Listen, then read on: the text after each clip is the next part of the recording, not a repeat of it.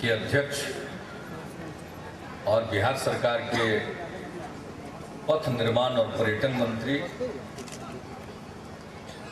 माननीय नंदकिशोर यादव जी, इस महोत्सव में पधारे हुए राष्ट्रीय और अंतर्राष्ट्रीय ख्याति के सभी कलाकारगण, सभी प्रतिनिधिगण और इस कार्यक्रम में उपस्थित देवियों और सज्जनों, राजगीर महोत्सव में पिछले वर्ष मैं भाग नहीं ले सका था। उस समय नालंदा में एक उपचुनाव था और आचार संहिता लागू था।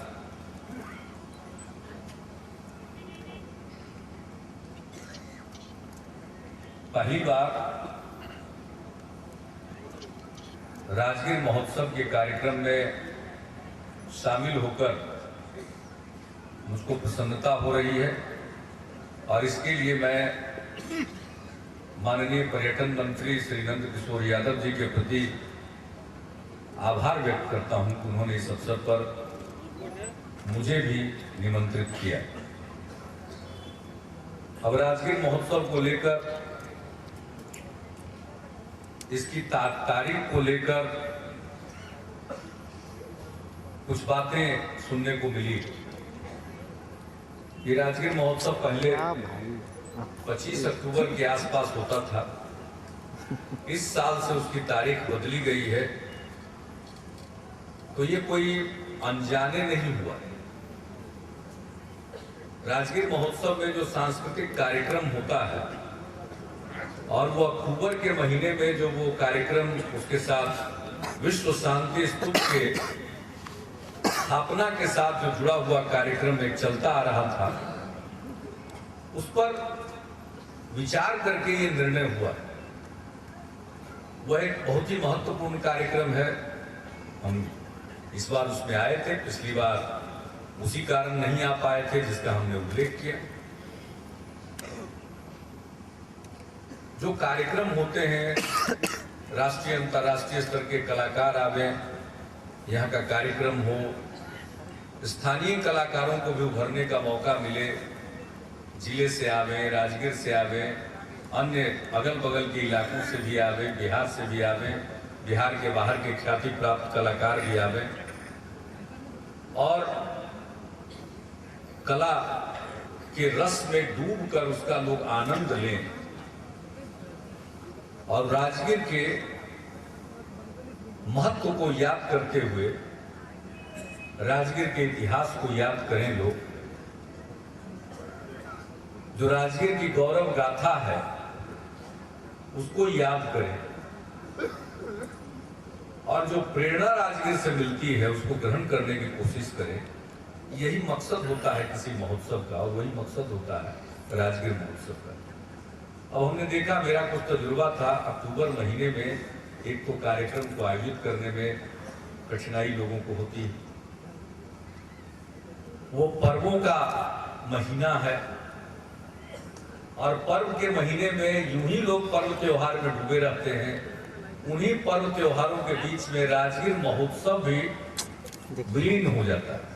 इसकी कोई अलग और विशिष्ट पहचान राज्य स्तर पर या राष्ट्रीय स्तर पर उभर नहीं पाती।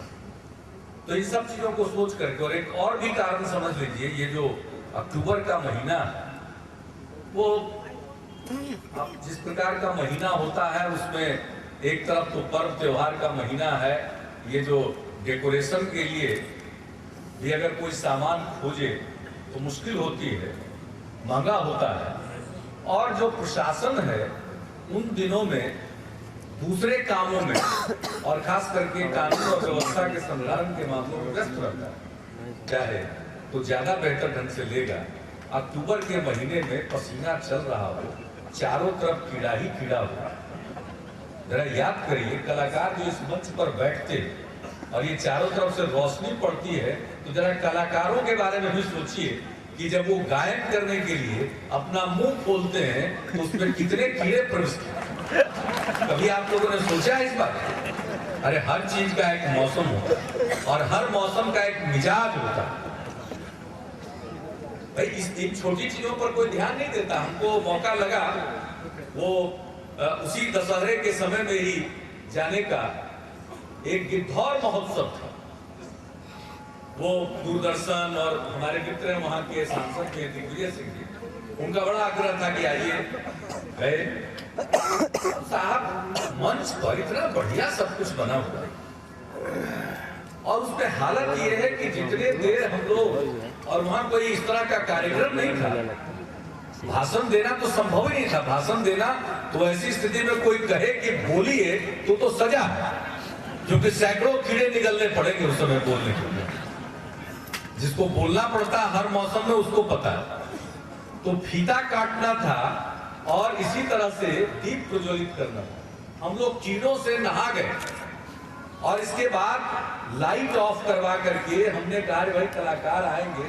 पूरा लगा कि एक कीड़ों का कारपेट बिछा हुआ है, सब कुछ साफ करवाया, उसका कलाकार लोग बैठे, लेकिन फिर भी हम उनके कष्ट को देख सकते। हम लोगों की तरफ जो रोशनी थी, हाथ जोड़ करके हमने आयोजकों से उसको ऑफ करवाया कि भाई कुछ देर तो बैठ करके सुन सके। ये कार्यक्रम होगा तो ये पर्यटन विभाग का अगर प्रस्ताव है तो उसका हमने पुरजोर समर्थन किया और उसी हिसाब से आज ये कार्यक्रम हो रहा। तो आपके बीच में इस अवसर पर उपस्थित होने का मौका मिला। मैं आया हूँ और पहली बार मैं राजगीर महोत्सव में आया, लेकिन राजगीर महोत्सव के कार्यों को इस प्रकार से आयोजित करना चाहिए कि इसमें स्थानीय जनता खूब जोश के साथ हिस्सा ले सके। अब अगले साल से हमें इस बात का प्रयत्न करना है, जितने गांव हैं 10-20 किलोमीटर में जितने गांव हैं, सभी गांव में राजगीर महोत्सव के बारे में एक ऐसी चर्चा होनी चाहिए, इस प्रकार का प्रचार प्रसार होना चाहिए और महोत्सव के आयोजन में ही इस प्रकार का आकर्षण होना चाहिए कि लोग अगल बगल से हजारों की संख्या में आए और इसका आनंद उठाएं, देखें और सचमुच राजगीर महोत्सव के माध्यम से जहां वो जन्म लिए हैं उसके पुराने इतिहास की वो झलक पा सके। तो मैं तो चाहूंगा कि इस बार से तो नई शुरुआत है, अगले वर्ष से ये सरकार के पर्यटन विभाग और जिला प्रशासन का कार्यक्रम तो रहे, लेकिन यह सिर्फ उनका कार्यक्रम और कार्ड पर आधारित निमंत्रितों का कार्यक्रम न होकर के ये लोक कार्यक्रम में परिणत हो जाए। एक राजगीर के प्रति, राजगीर महोत्सव के प्रति एक ऐसा वातावरण आकर्षण का पैदा किया जाए। तो मैं तो चाहूंगा कि उसकी तैयारी पहले से ही होनी चाहिए, बल्कि आज से ही इसके बारे में चर्चा होनी चाहिए और अगली बार जब आए तो ऐसा लगे कि सचमुच पूरे इलाके के लोग गोलबंद होकर के आ रहे हैं और ये कार्यक्रम पर्यटन विभाग या जिला प्रशासन का न होकर ऐसा प्रतीत हो कि राजगीर के लोगों का कार्यक्रम है, राजगीर के गौरव का वो प्रतीक कार्यक्रम है। तो अगली बार से तो इसको उस प्रकार से करना चाहिए। आप जिस प्रकार से पहले से आयोजित होता रहा है अब तक ये कार्यक्रम चले। इस बार 2 दिन का है, आगे से इसको और बढ़ा करके 3 दिन किया जाए। 3 दिन ही क्यों, अगर लोगों का पार्टिसिपेशन ज्यादा से ज्यादा हो तो उसको और ज्यादा दिन तक चला करके पूरे तौर पर सबको उसमें शामिल करते हुए, और इसके लिए मैं तो जिलाधिकारी नालंदा से कहूंगा कि इसकी तैयारी के सिलसिले में एक काम आप कर सकते हैं कि राजगीर महोत्सव में यहाँ के स्कूलों में, कॉलेजों में पहले ही से प्रचार करिए और वहां से कलाकार उभरे, एक प्रतियोगिता आयोजित कीजिए और कहिए कि राजगीर महोत्सव में उसको अपनी कला का प्रदर्शन करने का अवसर मिलेगा। एक प्रतियोगिता चलाइए, पूरे जिले में चलाइए, अगल बगल भी के जिलाधिकारियों से संपर्क करके, क्योंकि अगर हम 10-20 किलोमीटर का रेडियस लेंगे तो और दूसरे जिले भी आते हैं, नालंदा ही नहीं, सबका ऐसा पार्टिसिपेशन होना चाहिए, ऐसी भागीदारी होनी चाहिए कि सचमुच ये लोक कार्यक्रम में परिणत हो जाए। और इसी प्रकार से जैसे राजगीर महोत्सव का हो वैसे ही नालंदा महोत्सव भी। देखिए हमारे पास बिहार में जो सबसे बड़ी पूंजी है वो हमारे लोग हैं बिहार के, बिहार की मिट्टी है, और जो उसके अलावे क्या चीज हमारी सबसे बड़ी ताकत? हमारी सबसे बड़ी ताकत है हमारी धरोहर, हमारी विरासत। भले ही झारखंड चला गया, खान खदान चला गया झारखंड में, लेकिन राजगीर यहाँ है, नालंदा यहाँ है, बोधगया यहाँ है, वैशाली यहाँ है। ये सब कुछ दूसरी जगह पर नहीं है, ये बिहार में ही है। इसलिए दुनिया भर को अपनी तरफ खींचने की चुंबकीय शक्ति रखने वाले ये स्थल, इनका जितना विकास होगा लोग आएंगे। कई प्रकार की कठिनाइयां हैं, लोगों को परेशानी है, उनका विकास करना है, और पर्यटन नीति हम ऐसी बना रहे हैं, उस पर्यटन नीति के द्वारा हम यहाँ के पर्यटन को और बढ़ावा देंगे।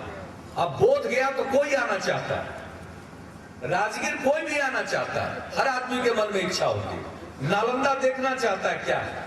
हम तो फिर से उस नालंदा को पुनर्जीवित करना चाहते हैं। आज से शताब्दियों पहले जो बर्बाद कर दिया गया, ध्वस्त हो गया, उस नालंदा को पुनर्जीवित कर रहे हैं। डॉक्टर कलाम साहब ने कृपा पूर्वक हमारे प्रस्ताव को स्वीकार कर लिया, और वो पहले विजिटर उसके बन गए। अभी दुनिया भर में इसके बारे में चर्चा हो रही है। अभी हमारे माननीय प्रधानमंत्री जी गए थे सिंगापुर, वहां पर इसको लेकर के कौन बीच में बोल रहे, कोई बीच में आवाज पर प्रदर्शनी लगी, और वहां नालंदा, और उसको कहा गया है, उसका नाम ही दिया गया है नालंदा ट्रेल। तो नालंदा का इतना अंतर्राष्ट्रीय महत्व है कि सिंगापुर में एशियन सिविलाइजेशन जो एग्जीबिशन हो रहा है, उसमें नालंदा को सर्वोच्च प्रमुखता दी गई, और वहां पर भी नालंदा विश्वविद्यालय को स्थापित करने की बात कही हमारे माननीय प्रधानमंत्री डॉक्टर मनमोहन सिंह जी ने, और सिंगापुर के माननीय प्रधानमंत्री ने कहा। और सिंगापुर के माननीय प्रधानमंत्री ने क्या कहा कि एशिया के पुनर्जागरण का केंद्र बनेगा नालंदा विश्वविद्यालय। विभिन्न धर्मों के बीच में आपसी विचार विमर्श का केंद्र बनेगा नालंदा। कोई मामूली बात नहीं। दर्शन, विज्ञान, साहित्य, भाषा, हर क्षेत्र में एक सेंटर ऑफ एक्सेलेंस बनेगा, और वहां से दुनिया भर के लोग ज्ञान प्राप्त करेंगे आकर के, जैसे नालंदा में ज्ञान प्राप्त करने आते थे। जब नालंदा विश्वविद्यालय था दुनिया का सबसे पहला संगठित विश्वविद्यालय, और जिस समय यूरोप के लोग शिकार खेला करते थे जंगलों में, उस समय यहां पर पढ़ाई होती थी। और वास्तुकला के दृष्टिकोण से भी 9 मंजिली इमारत उस समय, आप जरा कल्पना कीजिए, क्या वैभवशाली, क्या विशाल, हर दृष्टिकोण से उतनी महत्ता रखने वाला विश्वविद्यालय यहाँ था। तो आज दुनिया के कोने कोने में उस नालंदा की बात होती है, और जब नालंदा की बात होती है तो नालंदा हो, राजगीर हो, ये सब चीजें शामिल हैं, कोई अलग नहीं है। बगैर राजगीर के नालंदा का क्या? तो राजगीर महोत्सव इसलिए मैं कहता हूं कि इसको लोक कार्यक्रम में परिणत करना, और ये जो कुछ भी है, ये तो नालंदा जिला इस मामले में मैं नहीं समझता हूं कि कहीं और इतनी विशिष्टताएं हो सकती, जहां राजगीर है, नालंदा है, पावापुरी है, सब कुछ है यहाँ। भगवान बुद्ध ने उपदेश दिया, भगवान महावीर ने निर्वाण प्राप्त किया, सब कुछ यहाँ है। सत्य अहिंसा का संदेश यहीं से निकला। तो उस कार्यक्रम को ये प्रतीक कार्यक्रम होना चाहिए। पौराणिक गाथाओं में हम जाते हैं तो मगध साम्राज्य एक बहुत ही विकसित साम्राज्य था।